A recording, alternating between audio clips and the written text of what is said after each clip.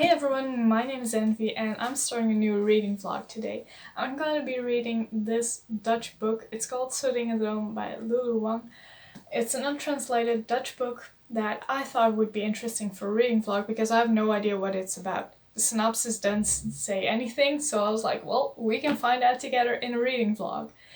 So the plan was to start doing that today. Start reading, and then Snowstorm Darcy hit, and we actually have snow, a lot of snow for the first time in almost a decade in my country, and I'm so excited about it. So we're gonna put this book to the side. I'm gonna talk a lot about it later on, but for now we're gonna go outside and we're gonna go for a walk because honestly, I'm gonna show you, we're not letting this opportunity go to waste. That's not how we do it here. If there's snow, we go outside.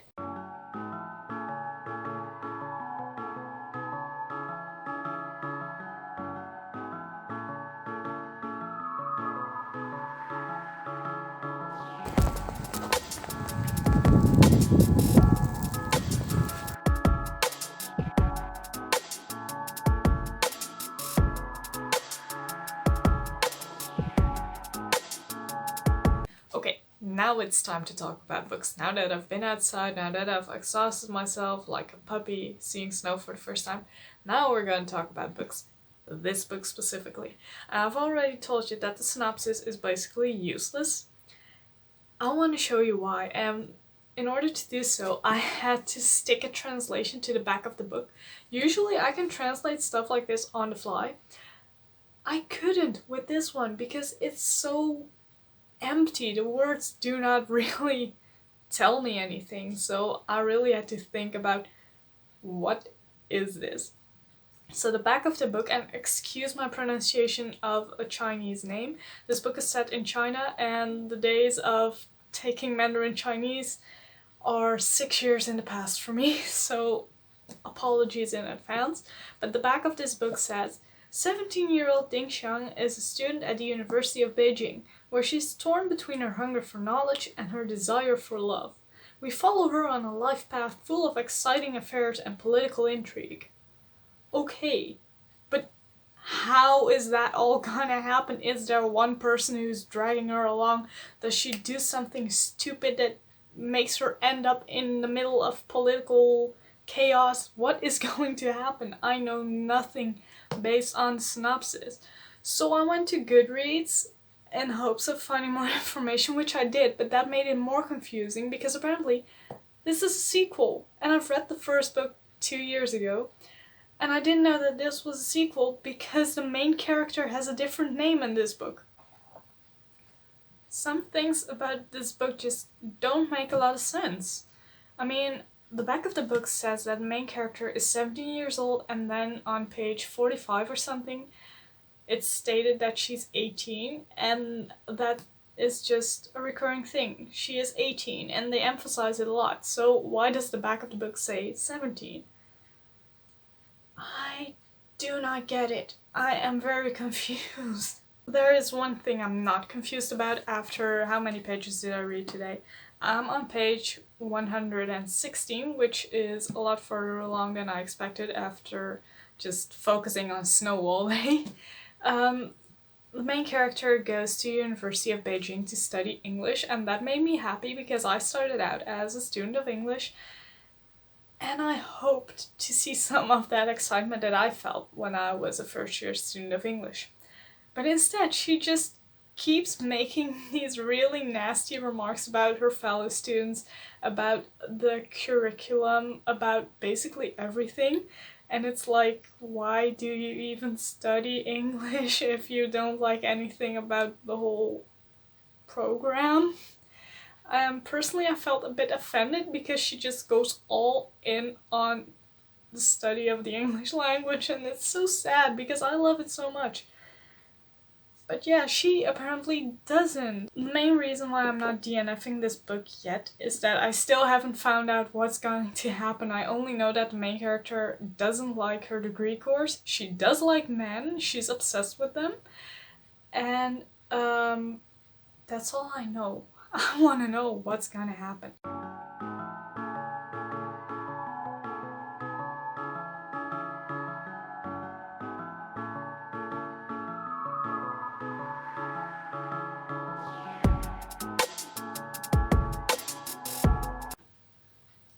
I am not having a good time. Okay, let me rephrase that. When I'm outside in the snow, I'm having a great time. I mean, I went outside last night. It was dark out. The stars were just beautiful, and it was the best thing that happened to me since last October.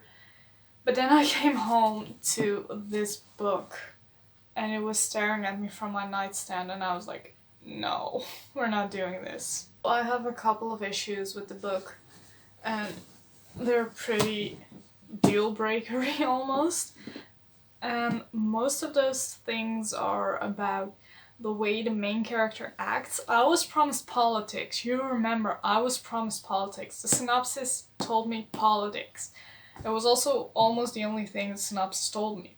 So I was counting on it, and I don't get it. I mean, I'm on page 405, and there is no politics. When it comes to politics, I'm not learning anything new about China in the late 1970s because I read the book that came before this, and that told me about like labor camps and the Cultural Revolution, all kinds of things that I didn't know about. And this book mostly focuses on the main character's love life, which I do not approve of because she is constantly trying to seduce her teachers.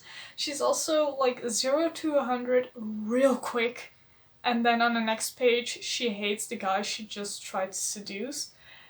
And that happens like 5 or 6 times. Like, she has so many love interests, but she doesn't love any of them. She's also very mean about everyone. I mean, she's mean to girls who are prettier, she's mean to girls who are uglier, she's mean to guys. It's really difficult for me to say if this is just something that is due to like the setting, the historical setting, geography, everything. Like, maybe this is just 1970s China, but I get very uncomfortable with some of the things that are being said about other people and certain groups of people, and also linguistics. They're constantly bashing linguistics, and I feel personally attacked. Do not ever touch linguistics. It's my baby, okay? The funny thing is that I got this book from someone on my street who didn't want to have it anymore, and they were a spine breaker, so I can actually see where they stopped reading, and they stopped reading after about 150 pages. And also, this is quite funny, if anyone wants to call Bert and Wim, I have their numbers now. No, I crossed them out because I'm rehoming this book as well, and these people do not deserve to get calls from strangers, but that is something I love about secondhand books. You never know what you're gonna find in there. This is like the best thing to happen to me when I started reading this book, finding random phone numbers, and like, yeah, that's the saving grace of this book, and that's sad. Anyway, I have a class in 10 minutes, so I've gotta go. The way they talk about men in this book is also very nasty to me. I'm gonna translate quickly what it says here when the main character is having a discussion with a dude, and she is exaggerating, and the dude asks why she's doing that, and she says, this is a rough translation, she says, "I am a woman. We are allowed to be emotional and we're allowed to exaggerate. If a man does that, he's a eunuch." Why would a guy who exaggerates be that? Why would you even think that? And there are a lot of hot takes like those throughout the book. I don't know where this is coming from, I just know that it makes me uncomfortable. I think that if this were just a representation of the way people saw one another in that country, in that era, then it could have been handled a bit more subtle, and this is very on the nose and very hateful even at times, and none of the characters are ever kind to another character. Everyone hates everyone, and I do not like that either. I'm starting to wonder why I continue reading this book, but I've come this far. I don't want to give up.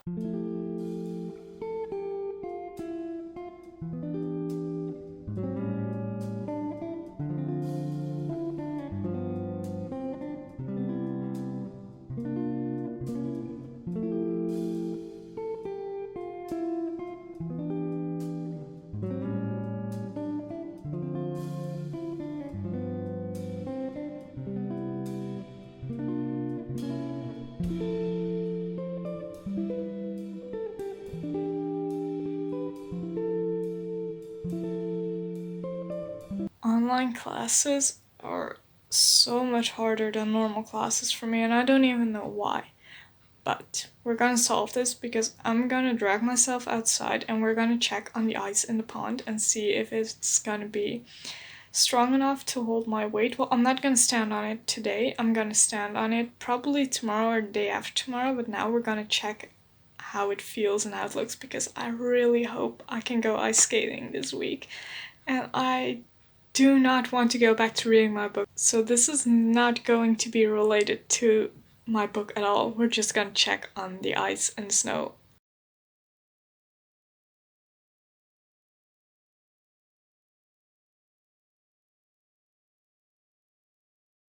It looks okay. It's not even as bad as I thought it would be because we've had snow. And the snow was going to ruin the ice, I was told. But this actually looks pretty nice. I mean, it's not perfect. I've seen better. But I think this is manageable. So maybe 2 more nights? 3? And I might go ice skating. I just finished recording my booktube newbie tag, which is already up by the time you're watching this. And while I was on the floor in front of my bookshelves, I thought I might as well give you an update on my reading.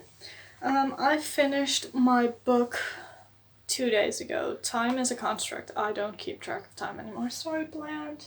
Honestly, I am disappointed and I am actually getting angry thinking about this book right now because I am used to so much more quality from this author. I admire her because she immigrated from China to the Netherlands when she was already 25, and as a linguist, and there we have linguistics again, I know that it's super difficult to master a new language at the age of 25. So the fact that she managed to write a book, get it published, and actually reach such a high level of proficiency and tell such a big story, that is amazing. That's admirable. It's part of why I read her books. But then this one was just subpar. So usually the author is really good at highlighting aspects of Chinese culture that may seem strange to those reading from a Western perspective, which is another reason why I like to read her books. There's a lot of history in it and a lot of politics, but this time, as I've already ranted about, there was barely anything about politics. There was just a main character who was obsessed with men, which is fine, but that was not what I was wanting to read at this point in time. Then there was also the fact that every few pages there were references to poop. And I don't know why. It did not add anything to the story, but every now and again there was this really crudely placed reference to poop or comparing something to poop or saying something like she would poop on him and he'd accept it. And then I'd be staring at my book like, was this really a necessary phrase to write down? So yeah, I felt very, very, very uncomfortable reading this book and I finished it. It's over and done. I've already started the next book, which I put back on shelf. It's here. Come here. I'm reading this now. Magnus Chase and Ship of the Dead, which is much better. I needed a palate cleanser. The good thing about this week was the snow. The bad thing was that I chose a nasty book to read. Another good thing about this week is that my granddad actually gave me a gift card, so I can now buy a new book. I don't know which one yet, so send me some recommendations because I cannot choose a book for the life of me. The problem is that I usually just go to a store and a book calls my name. I can't explain it, but it just feels good. I connect to that book and I know I have to have it. But all the bookstores are closed, so I can't go down that route. I really don't know what I'm gonna buy, so let me just ask for recommendations, and I'm putting everything on a list. If I don't buy the book, I'll get it from like a library when those are open again. And I'm not gonna end this vlog here because this is not a happy ending. I want my vlog to have a happy ending, so we're gonna find some snow and ice and be happy about winter. I am so cold. I went to visit my granddad because he said that on the pond behind his apartment block they actually made a rink, and I'm gonna go ice skating here because the ice, let me see if you can see it, it's so much better here. So that's the plan for today, and that's where the vlog is going to end because that's so much better than a vlog about me being disappointed in my bedroom. We're gonna forget about this book. We're gonna focus on ice skating.